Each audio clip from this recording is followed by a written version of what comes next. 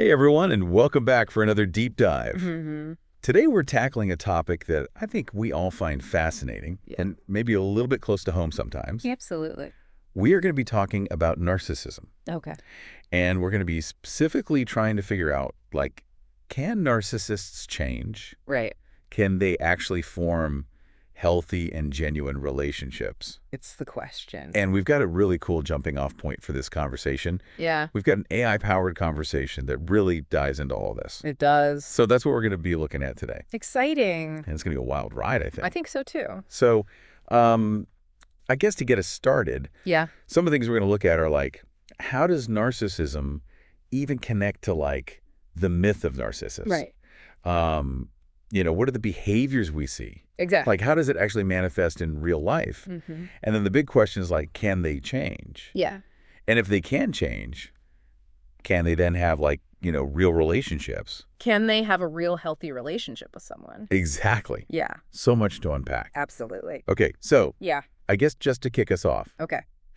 our AI source defines narcissism as this personality trait. It's marked by an inflated sense of self-importance, a constant need for admiration, Okay. and importantly, a lack of empathy. Okay. So this goes beyond just being confident. Okay. It's a deep-seated belief in one's own superiority, Gotcha. which can lead to manipulating others and exploiting others. Right. So it's not just like they're a little self-centered. It's No. like this much deeper pattern. Exactly. And it's interesting because, you think about the myth of Narcissus. Yeah. Like the guy who was so in love with his own reflection Right. that he couldn't tear himself away. Exactly. Like, is that just a coincidence or is there like something more there? Oh, I think there's definitely something more there. Okay. That image of Narcissus trapped by his own reflection, Right. I think that perfectly captures what narcissism is.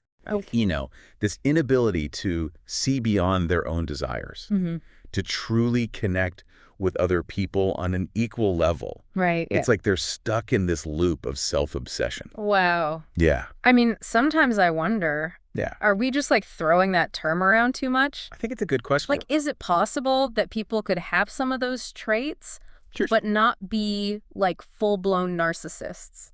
Not actually have MPD. Right. Yeah. And I think that's a really important nuance. Okay. Because not everybody with those tendencies has narcissistic personality disorder. Okay. There's definitely a spectrum. Okay. And it's also really important to remember that there are different types of narcissism.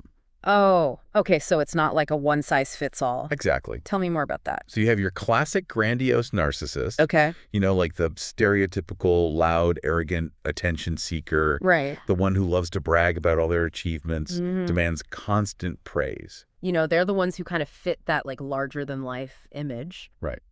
I think we all kind of know someone like that. Yeah. Like we think, okay, that person. But then you have what's called covert narcissism, Okay. which can be much harder to spot because instead of that like overt grandiosity, Right. they might actually come across as shy or sensitive or even victimized. Wow. But underneath it all, there's that same deep need for validation, Okay. that same sense of superiority. It's just like expressed in a different way. Exactly, in a more subtle, manipulative way. Oh, so it's like the person who is constantly playing the victim Exactly. or like guilt tripping others. We got it. Whoa, that's interesting. And that's what makes it so dangerous. Okay.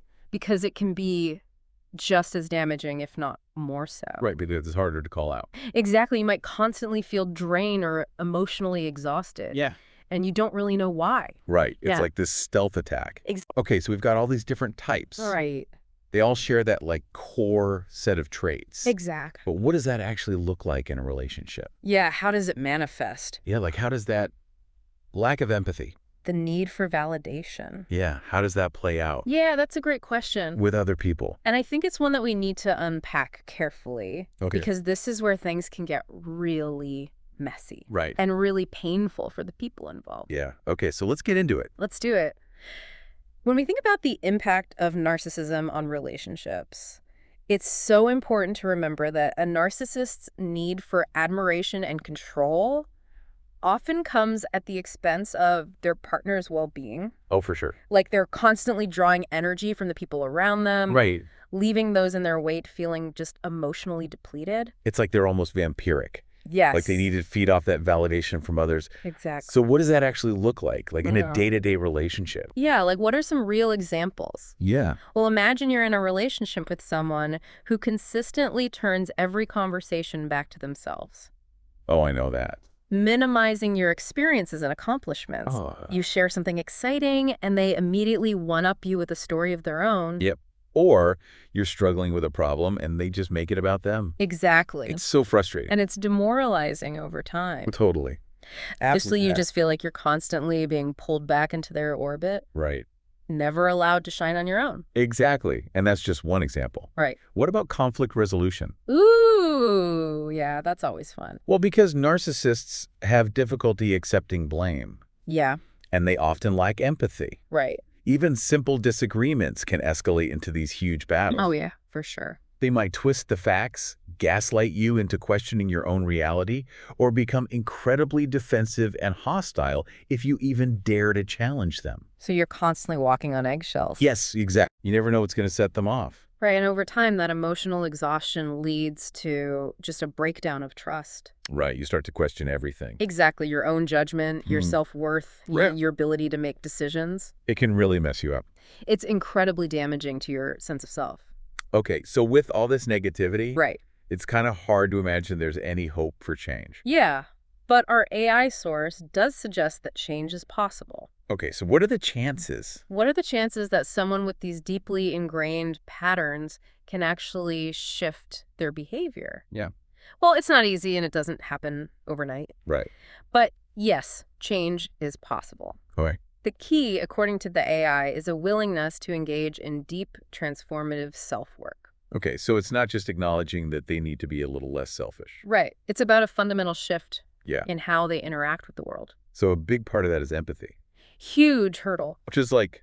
for someone with narcissistic tendencies. Yeah, it's like asking them to rewire their entire emotional operating system. You're exactly right. It's a profound shift. Yeah. And it requires them to confront those deeply ingrained defense mechanisms that have been protecting their fragile ego. Okay, so empathy is a big one. Yes. Yes. Another key component is cultivating humility. Okay. So practicing humility means letting go of that need to always be right, to be the best, to be the center of attention. Right. It's about recognizing that they don't have all the answers. That they can learn from others. Exactly. Okay. And that they're not above apologizing. Which is a pretty radical shift. It is, for someone who's used to seeing themselves as superior. Absolutely. So how do they even begin to do that? That's where therapy comes in. Okay. It can provide a safe and structured environment for narcissists to explore these deep-seated patterns, challenge their distorted perceptions, and develop healthier coping mechanisms. Okay. It's not a quick fix. Right. But with the right support and a genuine commitment to change, it can be a really powerful catalyst for transformation. But it's got to be hard to find a therapist who can handle a narcissist. Not all therapists are equipped to navigate the complexities of narcissism. Yeah. So it's crucial to find someone who specializes in personality disorders. Okay. Who has experience with this particular dynamic. So their role is basically to guide the person toward greater self-awareness. To help them understand the impact of their behavior. Right. And teach them new ways of relating to others. Okay, so let's say someone's putting in the work. Going to therapy, trying to develop empathy and humility. Right. Challenging their own patterns. Yeah. Does that automatically mean they can have healthy relationships? That's the million-dollar question. Right. And it's one that we'll explore in more depth in the final part of our deep dive. Okay, so we left off with like the big question. Right. Can narcissists actually have those meaningful relationships? Can they have truly meaningful connections with others? Even if they put in all that work. Yeah, it really is like the heart of this discussion. It is. And honestly, the answer is complicated. Okay. It's not a simple yes or no. Right. You know, on the one hand, you've got someone who's spent their whole life putting their needs above everyone else's. Yeah. Struggling with empathy, often manipulating people to get what they want. So it's hard to imagine that changing. Right. Like you'd be skeptical. Totally. And I think it's important to remember that even if a narcissist is in therapy and working on themselves, the people around them still need to protect themselves. Yeah. Like they need to set those boundaries. Absolutely. It's not like all is forgiven just because they're trying. Exactly. The people in their lives have been through a lot. They have. And they deserve to be cautious. Absolutely. Trust needs to be rebuilt. Right. And that takes time, consistency. Yeah. A lot of effort from both sides. So it's not just on the narcissist to change. Right. It's also on the people around them. To figure out how to navigate this new dynamic. Yeah, it's like a delicate dance. It really is. So for the narcissist, it's about proving they're really committed. Yeah, through their actions, right? Like they're willing to listen. To validate others' feelings. To respect boundaries. Even when it's uncomfortable. And for the people around them, it's about protecting themselves. Yeah. But also being open to the possibility. The relationship could be healthier. Okay, so let's say both sides are trying. Okay. What does that healthy relationship actually look like? Yeah. Can those deep wounds ever truly heal? Can you have genuine intimacy and trust? Well, it's definitely possible. Okay. But it's an ongoing process. Right. Constant awareness and effort. So for the narcissist, it's about choosing empathy over self-interest. Wow, okay. Learning to celebrate other people's successes. Without feeling threatened. Exactly. And offering genuine support. Without expecting anything in return. Right. So it's like learning a whole new way to be. It is. Like one that's based on mutuality. Connection. Yeah, not control. Exactly. And for those in relationships with them, it's about communicating their needs. But assertively. Right, without getting sucked back in. To those old patterns. Of walking on eggshells. Exactly. This sounds so challenging. It is. But also so rewarding. If it works. Right. Yeah. Like seeing someone you care about break free from those destructive patterns. Right, and finally experience real connection. It's a journey with challenges and triumphs. I bet. Setbacks, moments of doubt. But with patience. Understanding and commitment. It's possible. Yeah, a healthy and fulfilling relationship. So what's the takeaway for our listeners today? I think the most important message is that change is possible. Okay. Even with something as complex as narcissism, but it takes a deep level of self-awareness. Humility. Yeah. And a willingness to do that hard work of personal growth. And for those in relationships with narcissists, remember, you have choices. Yes, you can set boundaries. Seek support. Advocate for your needs. And sometimes that might mean walking away. Right, if it's just too toxic. But if both sides are committed. And willing to put in the effort. Yeah. There's a possibility of healing and connection. Absolutely. It's not about erasing the past. Right. Or pretending the hurt didn't happen. It's about moving forward. Creating a new dynamic. Yeah. Based on respect, empathy, genuine care. It's a journey. It is. That takes courage, compassion, and patience. But it can lead to profound transformation. Wow. Deeper, more meaningful connections. Well, thank you for joining us on this deep dive. It's been fascinating. I think we've all learned a lot. If you're concerned about narcissism in yourself or someone you know, seeking professional guidance from a therapist can be a really powerful step. Absolutely. Towards fostering healthier and more fulfilling relationships. And until next time. Yes. Keep exploring, keep learning. Diving deep Into the fascinating world of human behavior.